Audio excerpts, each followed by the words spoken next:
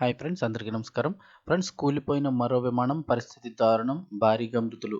అసలు ఏం జరిగింది, ఏంటి వివరాలు తెలుసుకుందాం. వీడియో పూర్తిగా చూడండి, అలాగే తప్పకుండా లైక్ చేయండి. మరిన్ని అప్డేట్స్ కోసం ఛానల్ని సబ్స్క్రైబ్ చేసుకోండి.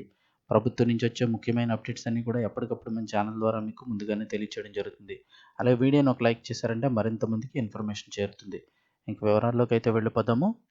మెక్సికోలో పెను విషాదం చోటు చేసుకుంది. మెక్సికోలోని టోలుకా విమానాశ్రయ సమీపంలో ఓ విమానం ప్రమాదానికి గురైంది.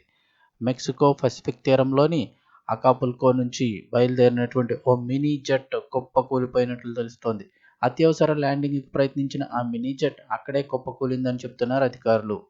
ఈ సంఘటనలో విమానంలో ఉన్న ఇద్దరు సిబ్బందితో పాటు ఏకంగా 8 నుంచి 10 మంది ప్రయాణికులు మరణించినట్లు నేషనల్ మీడియాలో కథనాలైతే వస్తూ ఉన్నాయి.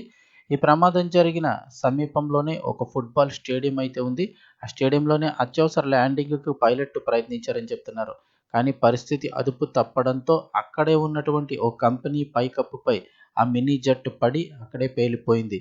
ఈ సంఘటన జరిగిన వెంటనే అలర్ట్ అయిన అధికారులు సహాయక చర్యలు ముమ్మరం చేశారు. అటు ఈ మినీ జెట్ కింద పడిన వీడియో కూడా బయటకొచ్చింది. ఈ సంఘటనపై ఇంకా వివరాలైతే తెలియాల్సి ఉందని చెప్తున్నారు.